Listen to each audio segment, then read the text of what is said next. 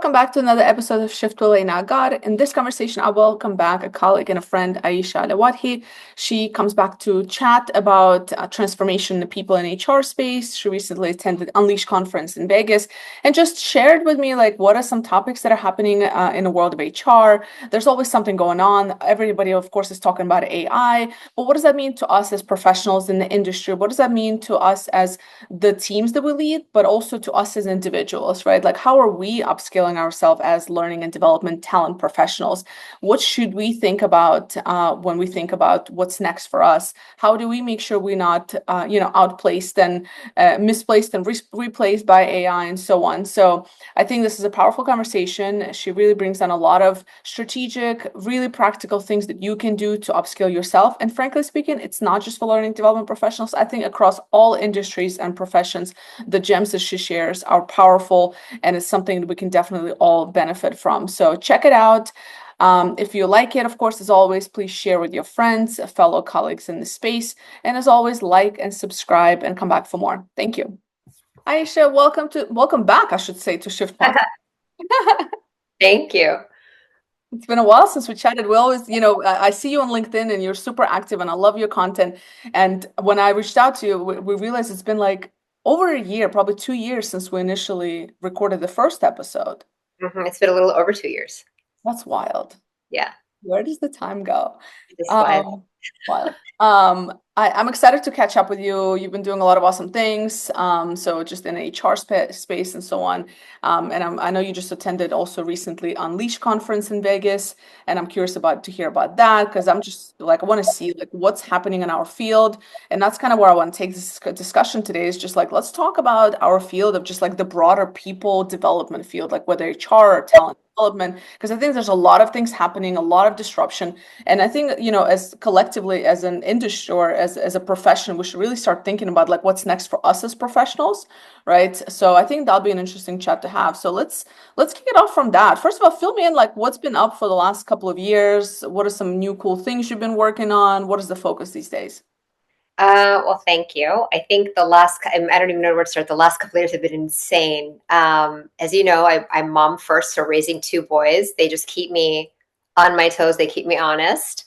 But from a work perspective, I've really been focusing on creating those holistic spaces, right? You have your policies, you have your programs, you have your people, and now what? How do you take it to the next level? So it's really been focusing on transformation, various projects, and then I've really tried to inject the whole concept of well-being into everything that we do and move that away from here's a gym membership. It's more like how are you looking at well-being holistically, financially, socially, emotionally, physically, all of that, and career-wise as well. And that's kind of something you and I think, share. Mhm. Yeah, no, absolutely. I think these topics are just gaining even more popularity as we're kind of trying to figure out what's next. So I think just looking at talent development holistically is super important, and it's refreshing to see that so many people start so many companies that are leading that are starting to do that. But still, I don't know if we're looking at it in the right way. Like you said, it's not just about these, benefits and things. It's much larger than that. Yeah, I think so. And this is something that I saw at Unleash, in terms of looking at it the right way. I think everyone is really looking in the right direction, and the way that we're doing is different, right? So we're not always going to get it right. But one of the things that I saw that was very interesting was that people are more inclined to push that human element than I've seen in other conferences. So the whole theme of Unleash this year was very heavy on AI, but there was a lot of intelligent conversation around what do we as individuals have to do to make this work for us? What do we do with our talent to make them capable of using this technology to propel the organization forward? Those conversations were the coolest, I think, that I was able to kind of be part of, and it really got me thinking, Mm, like really got me thinking about the future of work. When we say that, it's a sexy buzzword, but yeah. what does that really mean? What does it mean for you and me? What does it mean for our teams? And that's kind of where my head has been at the past couple of months, like after Unleash, and even a little bit before that, kind of really thinking about when I talk to my kids about their career, what am I gonna say? It's Yeah. not like it was back in the 90s. The world is changing so fast. Mm. Yeah, it's a bit scary. It's like we can't really predict it, but it's like what are some things that we can control, I guess, in this situation? So what are some things that you are thinking about as, like the things that I mean, kind of how are you preparing yourself, I guess? Okay. Well, I've really been thinking a lot about that integration of work and life because I think what we're learning with the rise of cell phones and this is way before COVID, right? We're never really kind of like unplugging completely, right? So how do you then use lean into that and use it to your advantage? So when I Mm, talk about that work life integration, it's not just about saying, okay, I'm going to find a balance to where I don't burn out, but it's saying, how do I start to use the concepts interchangeably? So for example, if I talk about professional development, it needs to be something beyond this is only for work, but it's like, okay, if I'm learning these skills, how do I implement them in my life? How mm, do I take skills that I'm learning in life and implement them at work? So, for example, I was climbing not too long ago, and as I was climbing, I was thinking about teamwork and how these concepts of not falling off this mountain could apply in a team, and it just was coming to me. And those moments, I think, the more that we allow ourselves to kind of get into that creative space, is really great. And just yesterday I was having a conversation with my 9-year old and he was just being a 9-year-old boy and driving me bananas. And I thought, okay, if this was a meeting, how would I handle this situation? And I put those skills to use. And I thought, this is what learning is supposed to be. We can't compartmentalize and say, okay, this is for work and this is for life. And this is, once we start to kind of integrate things, that's kind of where the superpower comes. So how am I thinking about, my career and what I'm doing? That integration is super important. And then the other thing is having mental agility, right? Because as you know, we can have the best plans and things will change. Priorities change, budgets get cut, new technologies introduced. So you have to be able to shift mindsets really quickly. Because if you're stuck in that, well, this is the way we've always done it, like you're already going to go extinct. And building mental agility is a lot harder than you think, right? Because you're having to deal with your own biases, your own training, your own personal and professional beliefs, and then everybody around you has to buy in. And so how do you become a very good negotiator? How do you become someone who can rally people around you around an idea? And oftentimes you know that the people who are responsible to make these changes are not the exco, they are the people beneath them. So how do you use your ability to do things like negotiate and awaken people and to get them to listen when you don't necessarily have the formal authority, but the stakes are on you. So mhm. it's really all of these skills that we're picking up, and learning kind of how to use them. And right before we started recording, I told you that one of the things that has been on my mind lately when I think about, we're all in the talent space and we think about our own careers and our teams, but I think about my kids. And when they come and ask me about, like, what should I do, like with work and stuff, the way that I'm seeing technology grow and change and make things, take things away that we used to do and so on, I think about transferable skills more so than titles and fields. So specifically, like if you were in HR today, you could be in finance tomorrow, you could be in operations tomorrow. As long as those skills are something that you have created that are transferable, I think the titles are going to be something that we are going to sort of be very fluid with. Mm. Yeah, I tend to agree. I think that there are a group of people that, or like, if you want to put it, I don't know if it's groups or what, there's a type of person who thinks just like that, right? Like who's like, I need to upskill myself and so on. And then those are like the more kind of explorative people that want to experiment. And this is what I've learned the hard way. But then there are people that are just like, listen, like I don't really want to change. And like this is why I'm comfortable. And that's the group of people I'm kind of worried about, the type of persons, because, and I see this a lot in software development space, this kind of personalities. And part of it is because it's people that come from very analytical, very structured backgrounds that very perfectionist in what they do. So for them to quickly change is very difficult. And and so as you're speaking, I'm like, yeah, like that I totally relate because I feel like my whole career and life has just been one thing after another, and it's just been like nonstop change.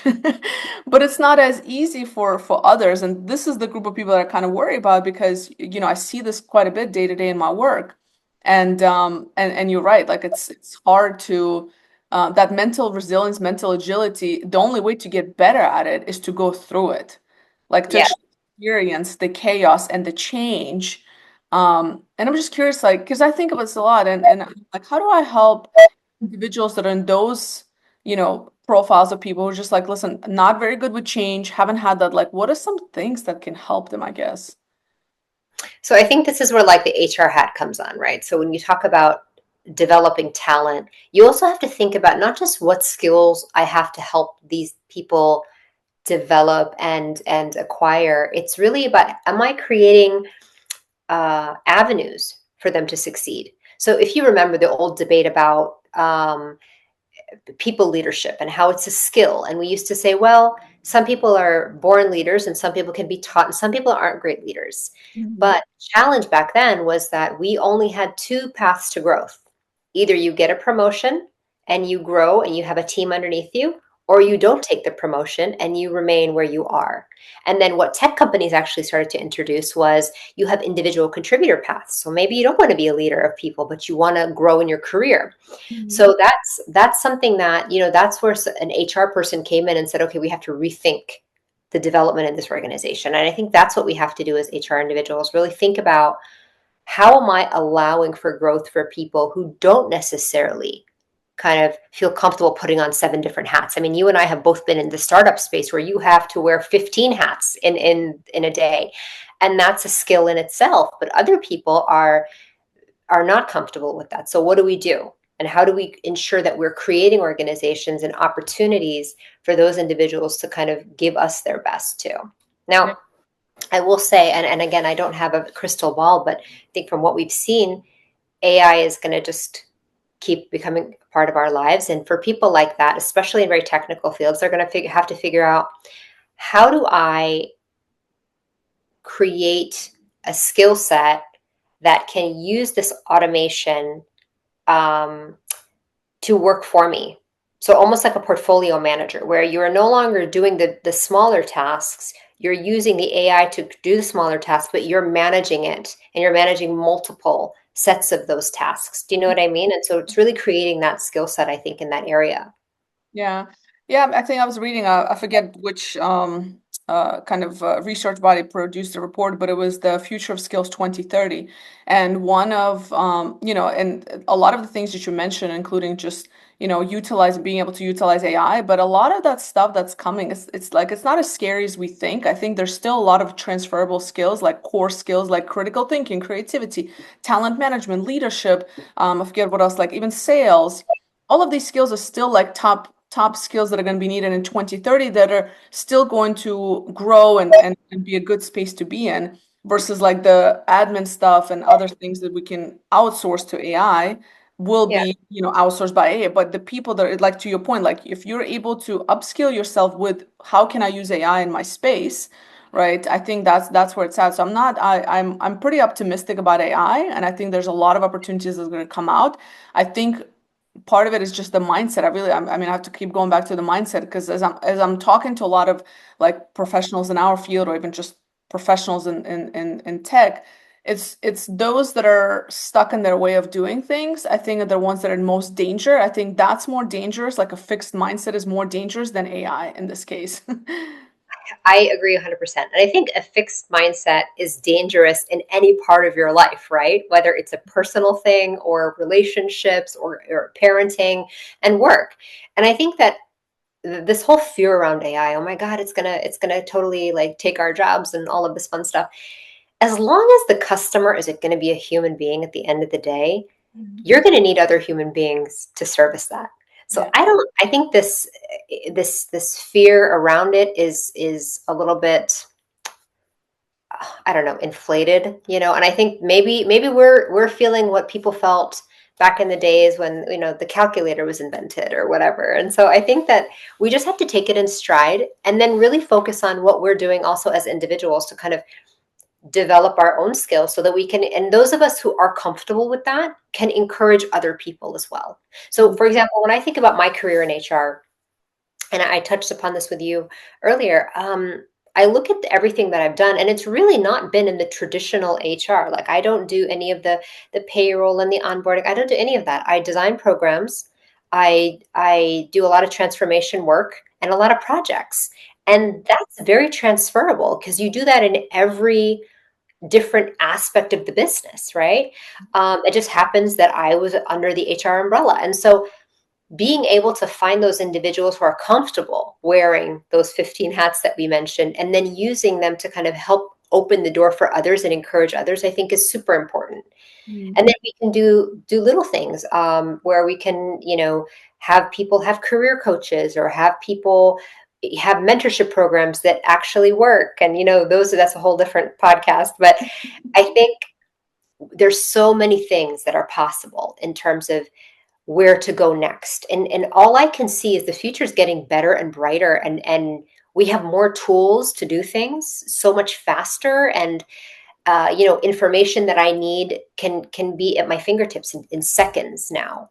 Mm. So this is all positive to me. Yeah. No, definitely that's spot on. And I think just recognizing those transferable skills, but that's hard. This is where it's kind of like you have to step out of yourself essentially, kind of look at yourself from a third person perspective. It's like, okay, what has this person actually accomplished and done and the value they've added and so on. I think that's what's hard for a lot of people, especially if you've been in a specific field for a long time. And I was talking about this recently, like just the ability to be able to tell your career story in the way that sells is everything. And Mhm. I think this is where, because the world, like, whoever, I mean, I'm still surprised. I was at an event this past weekend, and it was a learning and development event, and we were collectively kind of peers talking, and the conversation came up about how much we still have to explain what is leadership development. How many people outside of our field don't know what leadership development is. And I think that's where, like, us as professionals in HR space in general have to be able to explain it in a way that sells to people that are, and presidents, CEOs, COOs, and like leaders in organizations in a way that you just did, which is like, actually, it's not just HR. I create programs, and I manage projects, right? You just done it under the HR umbrella, but I love the way you described that. That's actually very relevant to just about anything. Because if the minute you say like talent development, people are like, what is that? What Yeah. what is talent development, or like talent management? Well, it's interesting too. I think, and I found I look so.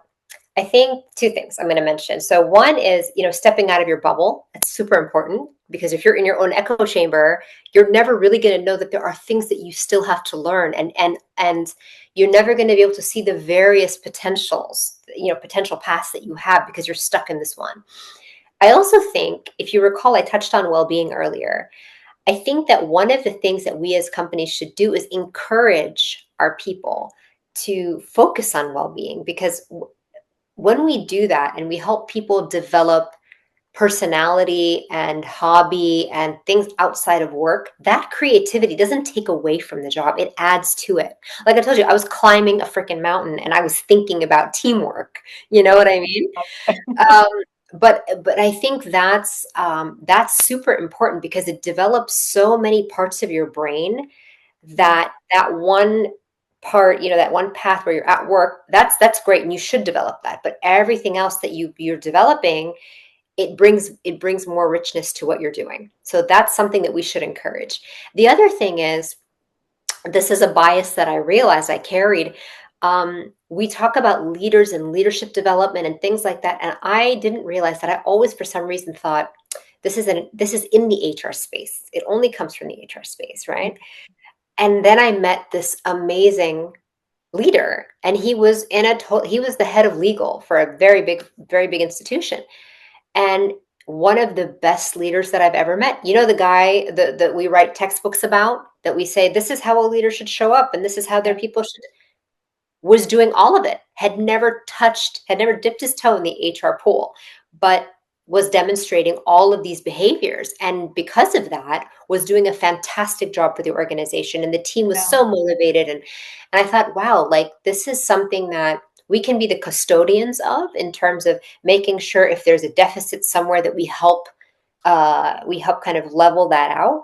But it is something that I think we need to do more of, kind of finding it outside and telling that story, right? So if you have people like that in your organization who are great leaders, whether they're the top person or just somebody on another team, tell those stories. That storytelling is super important, and showcasing what leadership looks like in different ways. Yeah, I think that's such a great call out because you're right. I've also come across leaders who have never even, like, it just comes naturally to them. I don't know where they picked it up from. They're just amazing at what they do.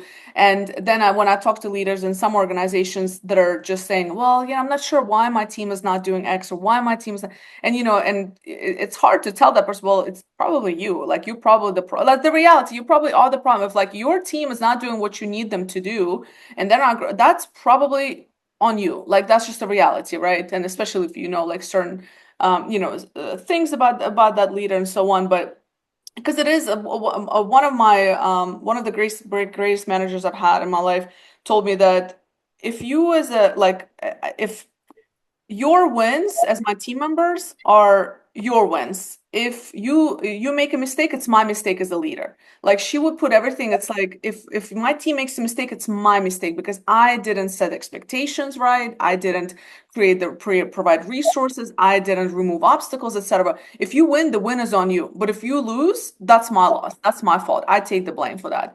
And it's stuck with me so much. And I think that's such a great mentality to have as a leader, because that's your job as a leader. Your job as a leader is to make sure that people who are working with you are succeeding. And if Mm. they're not, at least that's how I see them. I'm curious to hear your thoughts, but it's And like I'm curious, where in the world was that leader? in Dubai. In Dubai. Okay, and she was. You said she, right? She was Yeah, just. yeah, yeah, yeah. Okay. It's funny because I had the same experience with a leader of mine who I think is one of the best leaders in the world. He would say the exact same thing. He's like, if you guys do well, it's because you worked hard. And if we fail, it's going to be my head on the chopping block. And he would take that ownership. And I highlight that because you see, there's so many similarities in good leadership, and it doesn't matter where you are working, which function you're part of. There are certain traits and behaviors, and usually they are removing obstacles from other people, creating clarity, and Yes. bringing cohesion rather than creating division. Yes. Yes, and so and that's and the whole like leading by example. I think that's the because like when I think about it, like okay, I've managed teams. I manage a team now, and I'm thinking like, how do I know some of this stuff? Because sometimes I'm like, of course, I'm like, oh my God, I have no idea how to handle this. I need to like talk to somebody. I don't know what I'm supposed to be doing as a manager, right? But then there's certain things I'm like, I'm so spot on. And like I recognize in myself, and I was like, I wonder how I learned that. Or people be like, how'd you know how to do that? I'm like, and I think to some of the great leaders that I've had, and I learned from them. And then I see other people that are really great at what they do, but they're just not people managers. And then when I talk to them about their careers, I'm like, oh, they've never had a great people manager in their life. They've never learned, they never saw what great management looks like. So, and maybe because they've been an individual contributor and then they got promoted into management role, they didn't really have a great manager. So I think there's something to that. And I think, if I had like a magic wand, I would just transform all the leadership in organizations into great coaches and great people leaders. Because that's what makes because then like everybody looks up to them at the end of the day and it just trickles down, you Yeah. know? Yeah. So it's funny because I think that's where, remember, I mentioned a lot of the transformation that I do. Creating that culture is super important. But the Mhm. trick is that you first have to understand that culture happens whether it's intentional or not, right? And what is culture? It's just a culmination of behaviors and norms that are accepted. And so when you talk about those leaders who are not that great, they were allowed to behave in certain ways, and that kind of just became their leadership style, right?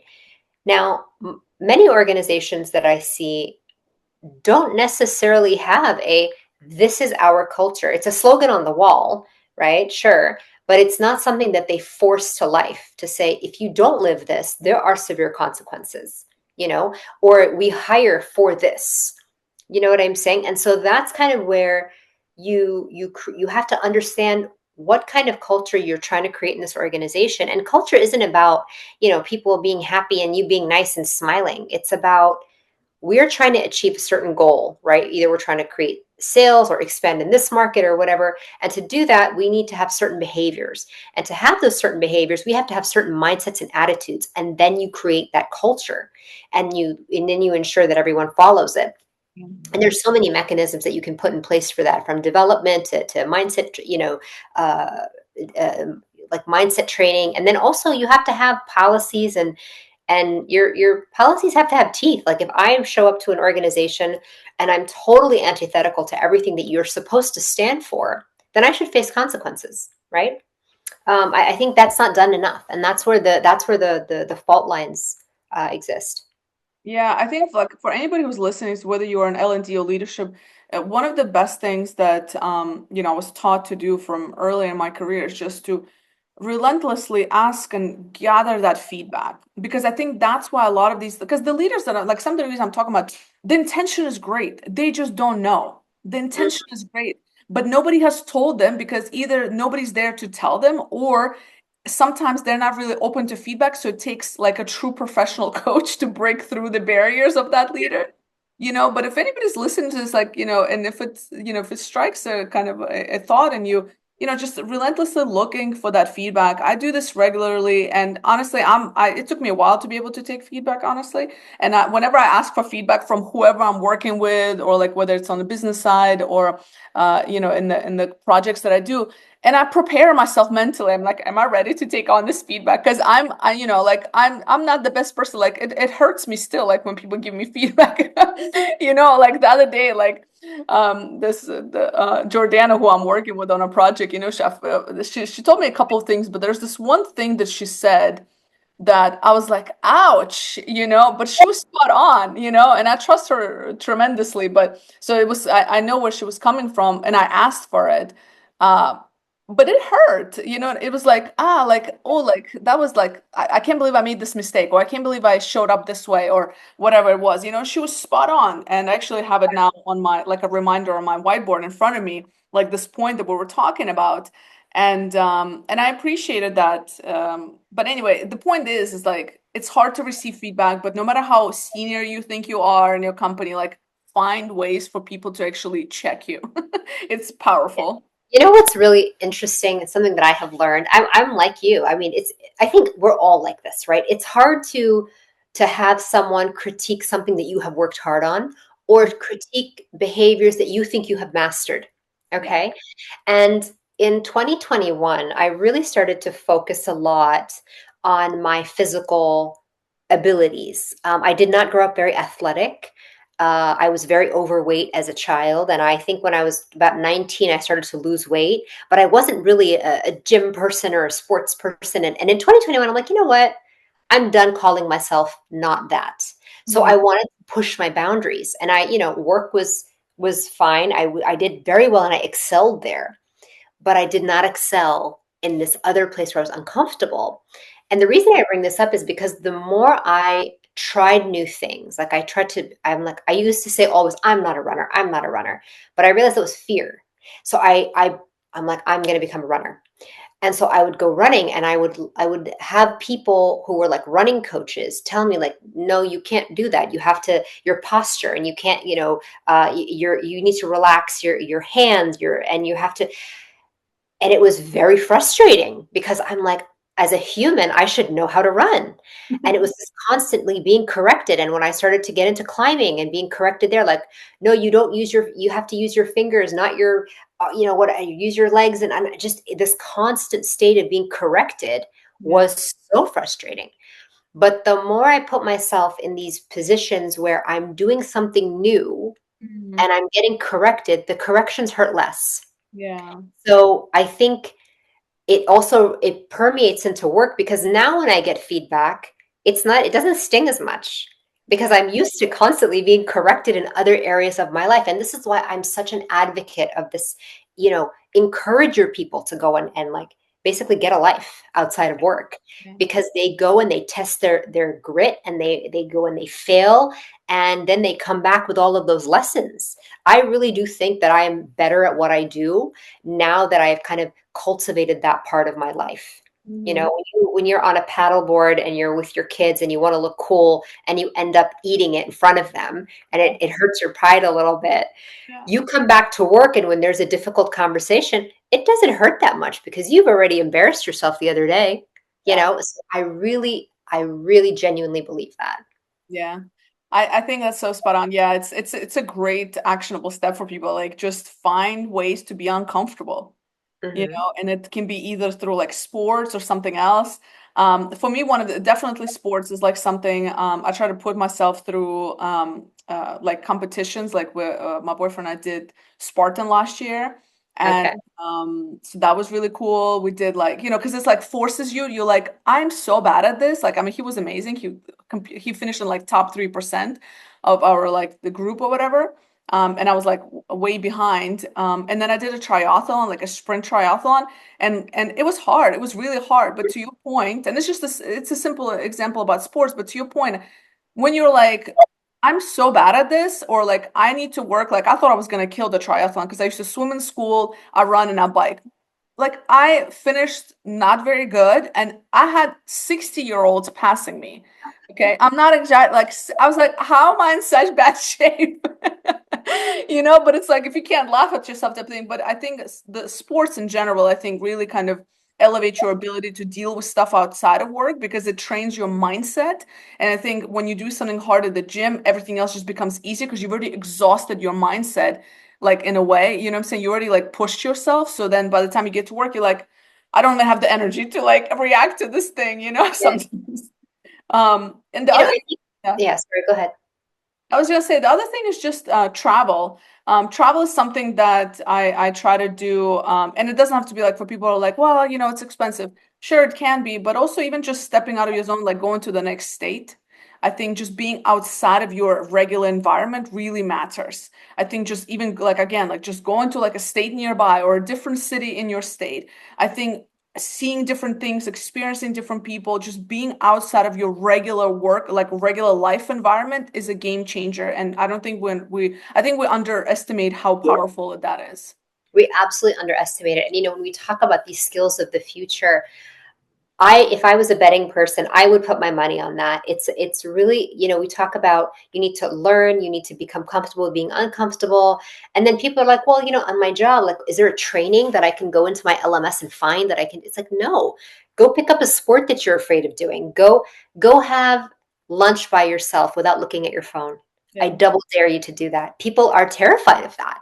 Yeah. I know because I've tried and I was terrified. And then everyone around me was like, are you waiting for somebody? And it was such an odd, awkward situation. Now I know how to navigate awkwardness better. I know how to, and so these are skills that I'm picking up. And like I said in the beginning, these are transferable to work. So when there's an awkward situation, I know how to handle it. And I think that is going to be the skill set that is required. And so I try to now with my children, we experiment at home. I try to put us all in these situations where it's like, oh my gosh, we got to figure it out.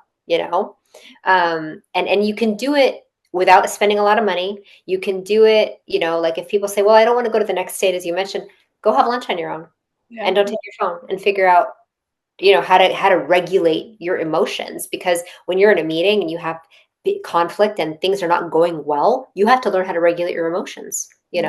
Like these are the things that AI can't do for you. So I No. think that's where the power lies. Mhm.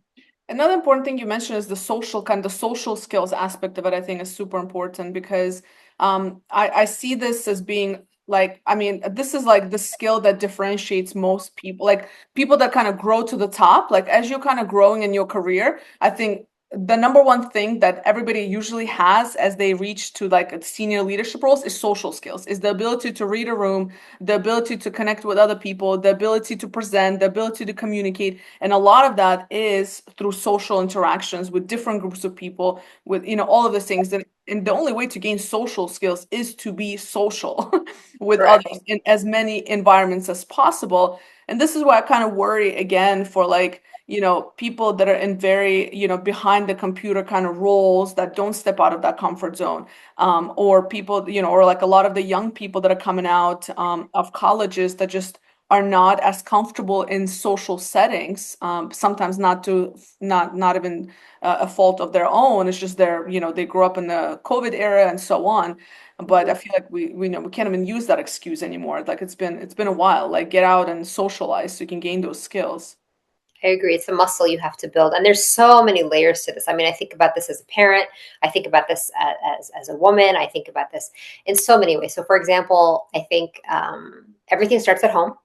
Yeah. When we go out, I do not allow my kids. First of all, the headphones, when kids are walking around with headphones on, it drives me bananas. I'm like, nope, not happening. Even as an adult, like I will not wear headphones unless I'm at the gym, and then that's it. Like when I go out, I leave the opportunity open for me to learn something or for someone to approach me. I think we are kind of normalizing that, like you stay in your little bubble, I'll stay in mine. That's not cool. And then also forcing, and again, going back to motherhood, I force my children to have social skills. Dinner time is family time. They're not allowed to be reading books. They're not allowed to be playing anything. Now it's time for us to talk about our day. And it's like kind of developing that, right? And then also, I'm big on this right now, Elena. Like these hobbies are, girl, they develop parts of my brain, and the reason I'm so adamant about it is because I see the transformation in myself and my behavior and my attitude. Mostly like things that would have devastated me previously just roll right off my shoulder. Situations that I would have been so like I don't know what to do. I'm like, okay, let's figure this out, because I've been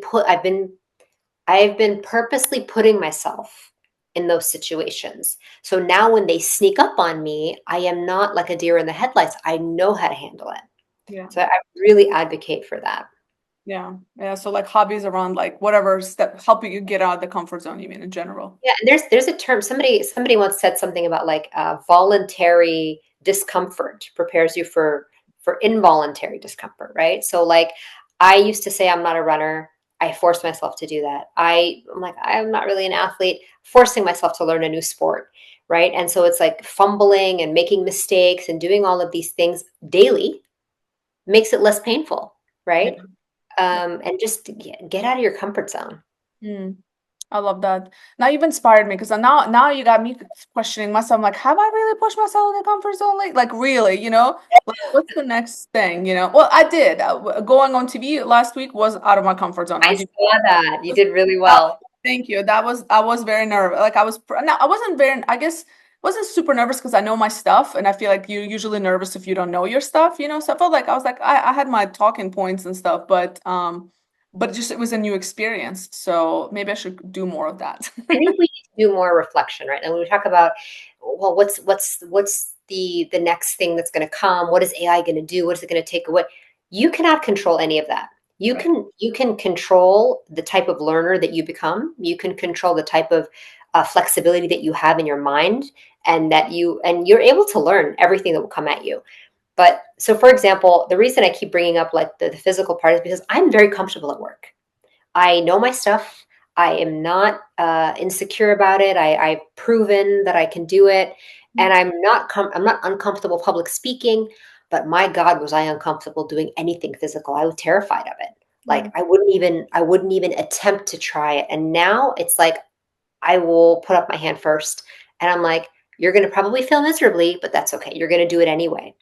And so finding that part of you that, that is that you're afraid to even venture into or even admit that you maybe can do it. Find that thing, whatever it is for you, and dive head first into it, because it will unlock behaviors, thought processes, and personality traits, and you're going to start to see things in a much different way. And that's going to be the skill of the future, because we can all learn, right? We're all smart people, but if you have these blocks in your mind of what you can and cannot achieve, whether you think it's like, well, no, that's not related to work. Yes, it is. You're a whole person. So I think that for me is like the big thing. Yeah. That's so great. Yeah, I love that. I think that's a great takeaway for people who are listening to this. And myself, like I said, you got me thinking. So no, I'm that's glad. beautiful. Before we wrap up, is there anything else you wanted to make sure we mentioned today? Is there anything else that you feel people need to hear at this time? Um, don't be afraid of AI. And Mhm. if something is scaring you, go learn about it. I mean, honestly, I'm constantly reading about the latest, technology that are coming out. I'm trying to better understand, Bitcoin and stable coin, and because these are things that I at first was like, you know what, I don't need to know that. And I'm like, wait a minute, I actually do. So whatever it is that you're kind of unsure about, go learn more about it, because the more you do, you demystify it, and all of a sudden, it's not scary anymore. I agree. Yeah, I think a lot of it is because it's fear. So it's like, how can you minimize your fear and Uh-huh. minimize the risk of, failure in that particular space if that's what's stopping you. Yeah, I I think love what you said about networking. mm, Reach out to people. yeah, Even in the day and age of remote working, I reach out to people online all the time. I mean, maybe 90% of the time you're going to get ignored, but then there's that 10% where you're going to meet cool people. yeah, and that's all you need. Just need Uh-huh. to find your little tribe. Not everybody will respond, and that's okay. Awesome. Well, it's always good to chat with you and see you, and you always have awesome things that you're doing. Where do you hang out at the most still these days? LinkedIn is still your place? It's my jam. Yeah, it's really the only social media that I really use. Otherwise, you can find me on a mountain somewhere. I want to hear more about that, but maybe that's a whole other conversation to have. Thank you Anyway, awesome. Thanks for the chat. so much.